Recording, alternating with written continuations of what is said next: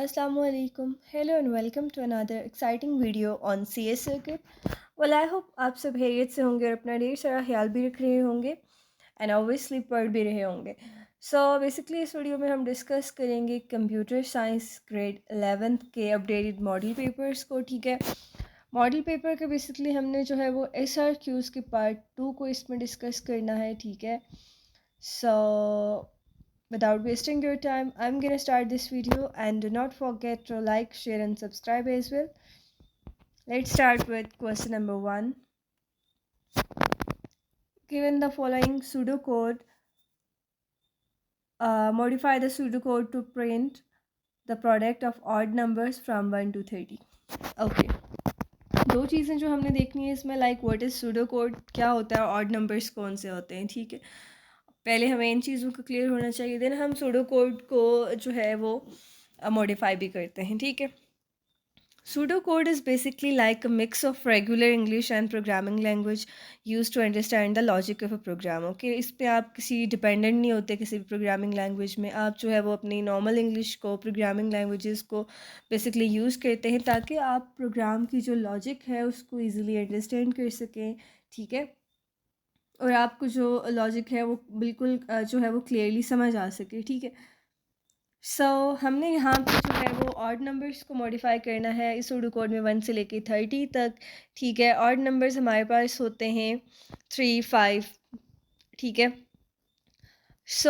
इसमें हम क्या करेंगे, हम सबसे पहले जो है जैसे कि आप यहाँ साइड में देख सकते हैं, step 1 is basically initialise a variable product with 1.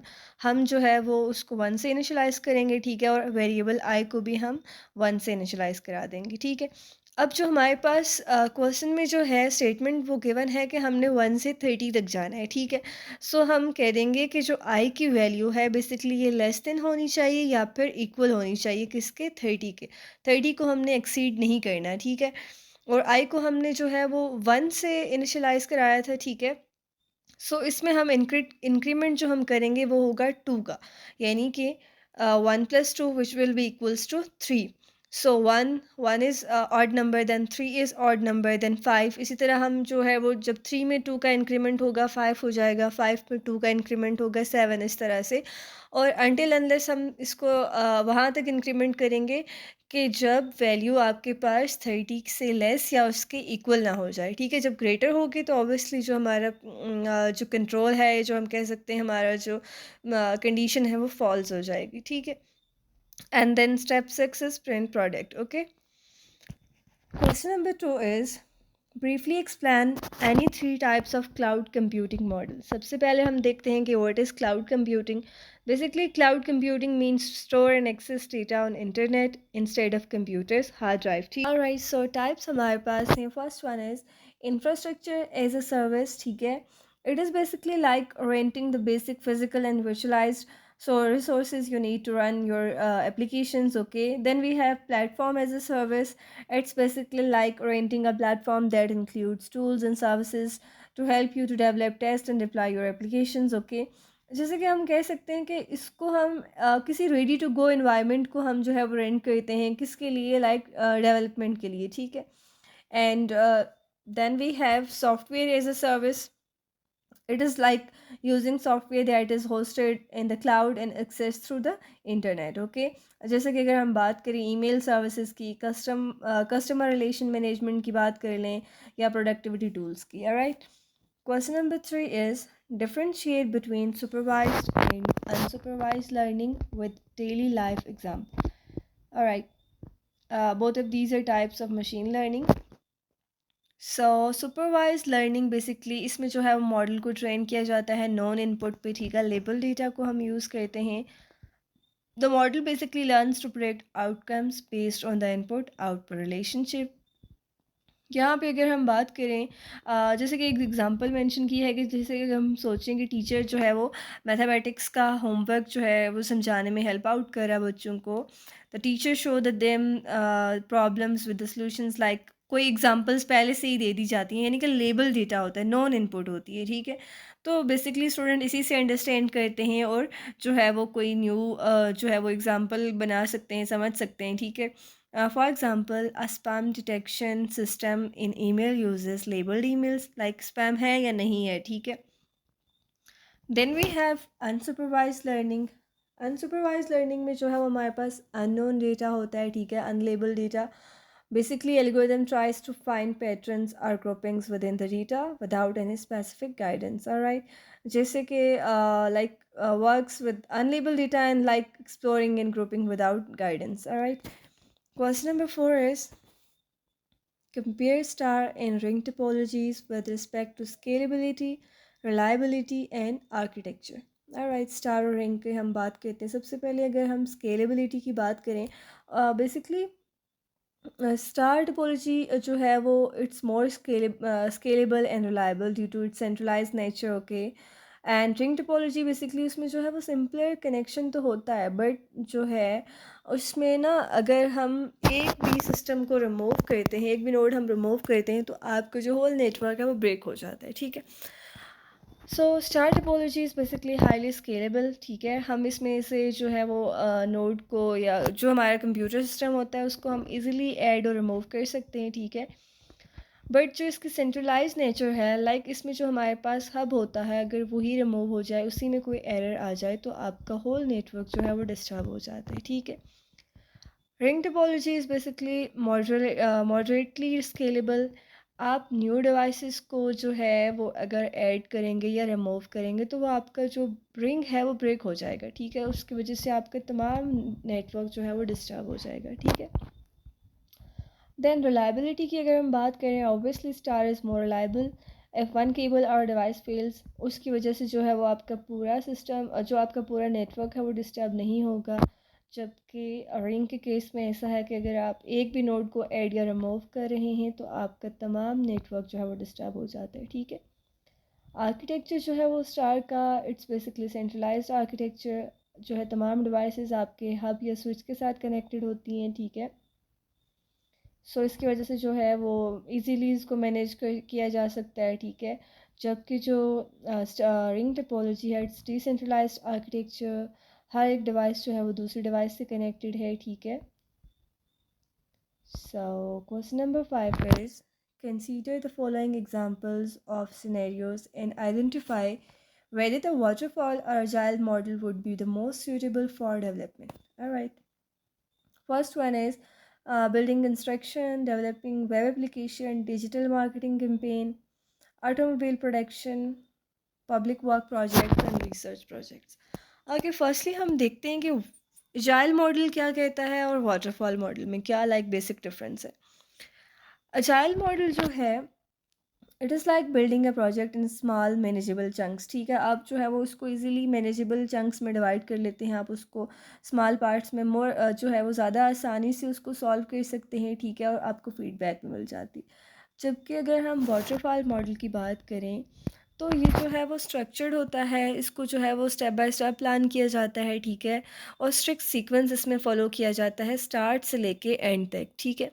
आप एक जो है वो फ़ेज़ को कंप्लीट करते हैं नेक्स्ट फ़ेज़ को स्टार्ट करने से पहले. Okay. So scenario we have building construction. Construction के लिए हम जो है वो यूज़ करेंगे वाटरफॉल मॉडल को. इसके रीज़न ये है कि इसमें जो है वो क्लियर फेजेस होंगे, कोई डिज़ाइन है, फाउंडेशन है, स्ट्रक्चर का प्रोसेस है, ठीक है. And then we have developing web application. Agile model is best for developing web applications, ठीक है. इसमें जो है वो frequent updates चाहिए होती है, जो है वो feedback चाहिए होती है यूज़र की. So Agile is best choice for developing a web application. Okay.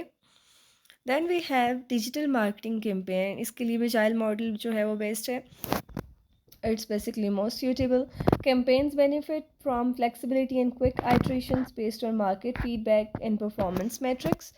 Then we have automobile production. इसके लिए जो है वो वाटरफॉल मॉडल मोस्ट सूटेबल है. इसका रीज़न ये है कि उसमें स्ट्रिक्ट आपके पास जो है वो रेगुलेशंस को, स्ट्रिक्ट रूल्स को फॉलो करना होता है, ठीक है. सो हमने पहले ही कह दिया था कि वाटरफॉल में जो है हमने स्ट्रक्चर एक प्लान जो है वो स्टेप बाय स्टेप फॉलो करना होता है. So it is most suitable for automobile production. Then we have public work projects. Waterfall model इसके लिए भी सूटेबल है because These projects have defined phases like planning, design, and construction, and often involve regulatory compliance, making a sequential model more effective. All right. Then we have research projects. इसके लिए agile model जो है वो most suitable model है because research can be unpredictable okay so agile model जो है वो basically rapid adjustments जो है वो करता है ठीक है इस आइटरेटिव अप्रोच है सूटेबल है ठीक है न्यू फाइंडिंग्स इन डायरेक्शंस के लिए alright now we have question number 6 it is write down any three positive impacts of AI systems. AI is basically the branch of science that mimic human thinking okay artificial intelligence की वजह से जो एक positive impact है it's increased efficiency okay artificial intelligence can automate repetitive task and processes इसकी वजह से जो है वो टाइम बच जाता है ह्यूमन के एरर के जो चांसेस हैं वो भी रिड्यूस हो गए ठीक है जैसे कि हम अगर बात करें डेटा एनालिसिस की कस्टमर सपोर्ट की ठीक है then obviously improved healthcare. Artificial intelligence systems assist doctors by analyzing medical data, diagnosing diseases, and even predicting patient outcomes as well. Third one is enhanced decision making. जो है वो बहुत vast amount of data को AI quickly जो है वो manage करता है ठीक है it can process it quickly example है कि like AI helps in financial forecasting supply chain management and marketing strategies alright next question we have what will be displayed after executing the following statements Python के statements अगर हम देखें तो x equals to apple banana mango print type of x type x basically it's a function in python and it is used to find out the data type basically type x जो है वो आपको ये आपको basically ये बताने में help out करता है कि जो डेटा की टाइप है वो कौन सी है या जो वेरिएबल है उसकी डेटा टाइप क्या है ठीक है सो फर्स्ट कोड की अगर हम बात करें फर्स्ट स्टेटमेंट की अगर हम बात करें तो इसमें जो है वो लिस्ट है ठीक है एक्स में एक लिस्ट है apple banana and mango function जब टाइप एक्स जो है वो रिटर्न करेगा तो बेसिक तो इसमें जो आपको आउटपुट शो होगी it will be class list ठीक है list x basically contain strings ठीक है लेकिन जो टाइप एक्स है फंक्शन वो स्टिल रिटर्न करेगा क्लास लिस्ट को ठीक है because it's identifying the overall structure list not the content strings okay second one we have hello x equals to hello world print type x okay hello world basically string है ठीक है x में जो है वो आपके पास एक string जो वेरिएबल है वो है hello world type x type function will return the type of the variable अभी हम यहाँ पे जो है वो आपको ये वेरिएबल की टाइप बताएगा जो कि कौन सी है स्ट्रिंग है ठीक है therefore the output will be class str okay Third one we have x equals to 20.5 print type of x 20.5 को हमें देखते ही पता चल जाता है कि it's floating type okay float type so basically x contains the 20.5 it's obvious it is floating point number okay the type function will return the data type of x which is float all right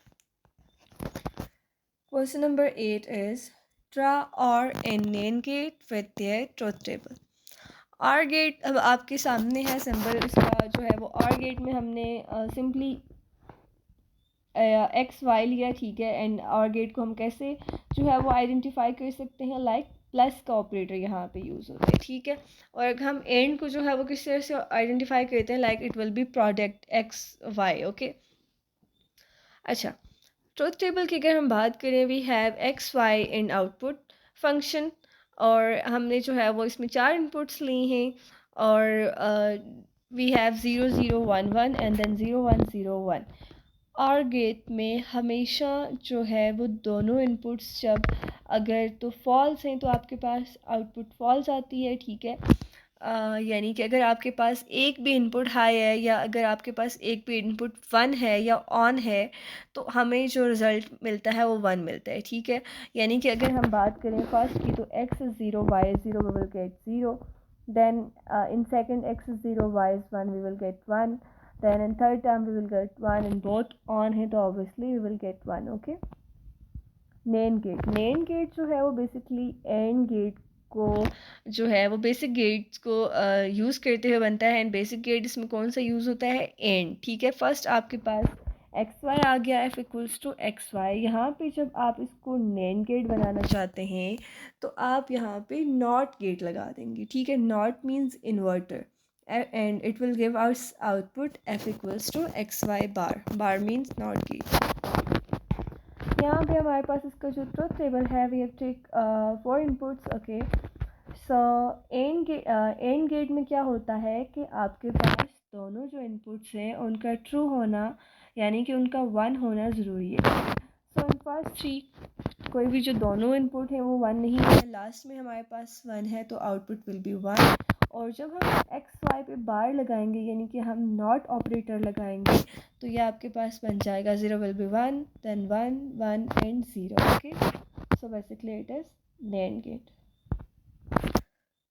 Alright, question number 9 is list down any 3 tools to create a prototype. Prototype is when you create a simple model or version of something before building the final thing, okay? यानी कि आप जो है वो rough draft बनाते हैं ideas को test करने के लिए, मिस्टेक्स को फिक्स करने के लिए, और आप ये देखते हैं कि जो आपका सॉफ्टवेयर है, जो आपका प्रोडक्ट है, वो किस तरह से वर्क कर रहा है, ताकि आप उसको इम्प्रूव कर सकें अगर उसमें कोई एरर्स हैं, ठीक है। सो लिस्ट डाउन 3 टूल्स जो आपके पास हैं प्रोटोटाइप को क्रिएट करने के लिए। First one is Figma.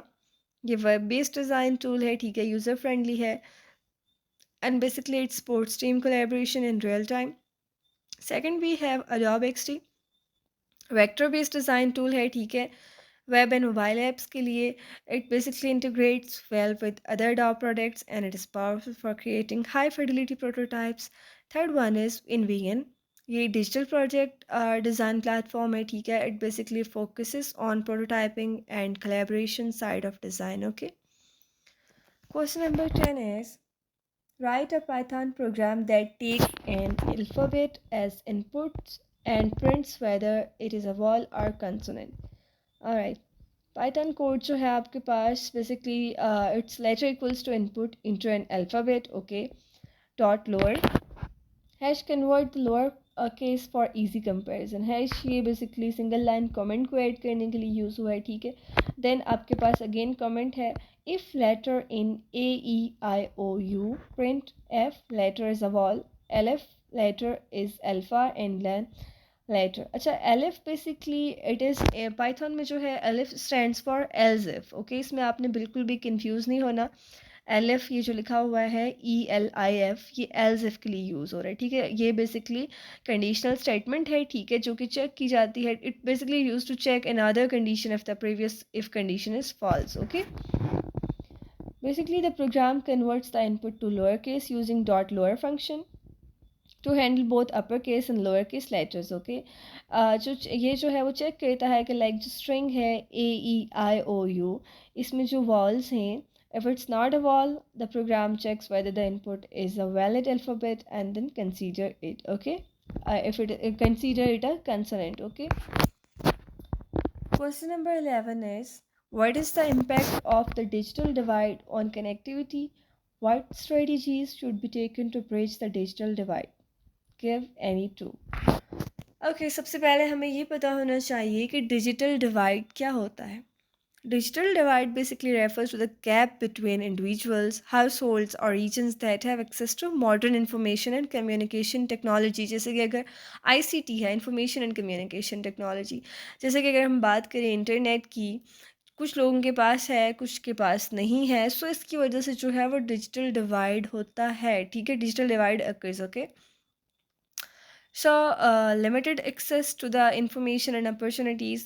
People without access to digital technologies and the internet are cut off from important resources, जैसे कि एजुकेशन है, हेल्थ केयर है, एम्प्लॉयमेंट अपॉर्चुनिटीज़ है, गवर्नमेंट सर्विसेज है।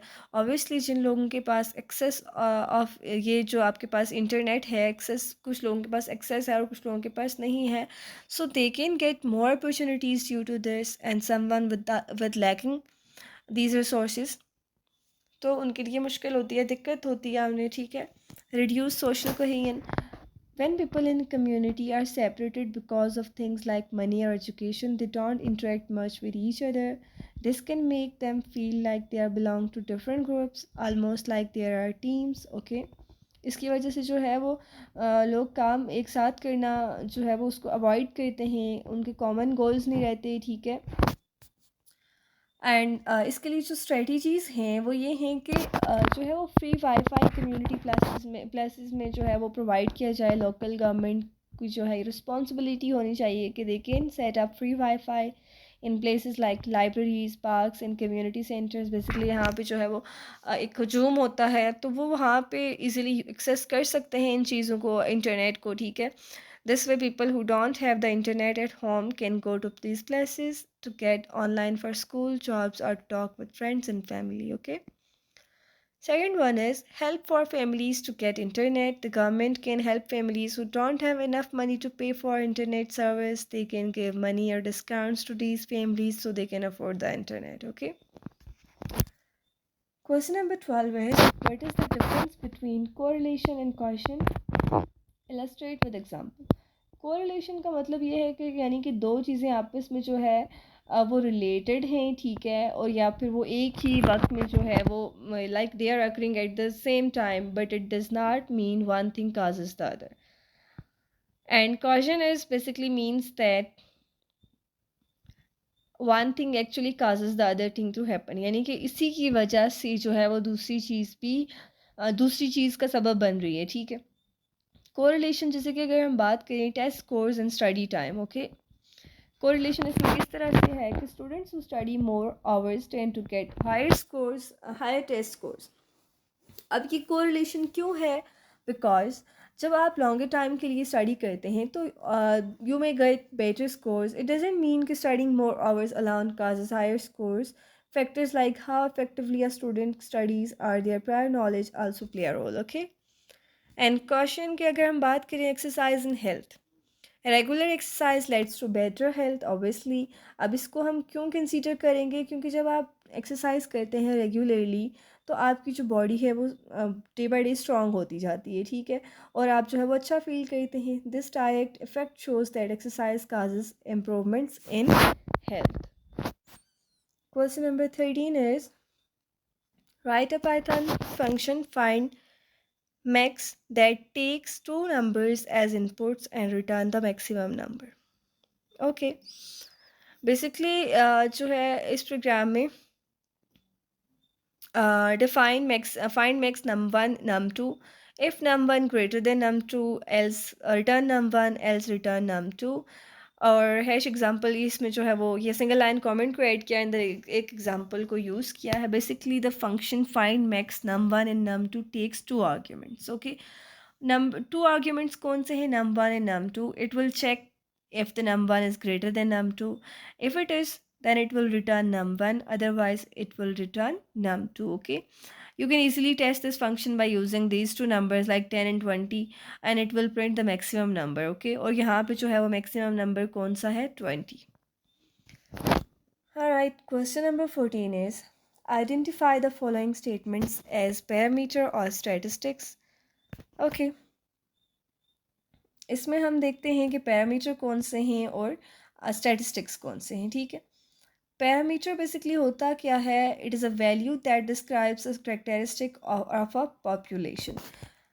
ए हमारे पास है the average height of all students in your entire school. Parameter इसको इसलिए हम कहेंगे कि because it describes the entire population of students in a school. डी is also parameter because it describes the entire population of students in the city। and F हमारे पास है the standard deviation of all the ages of employees in a large corporation। ये इसलिए parameter है because it describes the entire population of employees in the corporation। Statistic, it's a value that describes a characteristic of a sample। B, at the average height of students in your class, it is statistic because it describes only the sample of your class students, okay। Then we have the average score in a mathematics test for students in your class at your college. It is statistic because it describes only the sample of students in your class at the college। E is the standard deviation of the ages of 50 employees randomly selected for the corporation। ये भी statistic है क्योंकि it describes only the sample of 50 employees. तो वहाँ पूरी की पूरी जो कॉरपोरेशन है उसकी बात नहीं हो रही, ठीक है। So this was all about model paper SRQs part 2। Okay, I hope कि आपको वीडियो पसंद आई होगी, and if you really found this helpful then do not forget to like, share and subscribe as well. Thank you so much. अपना ख्याल रखिएगा, मिलते हैं नेक्स्ट वीडियो में। अल्लाह हाफ़िज़।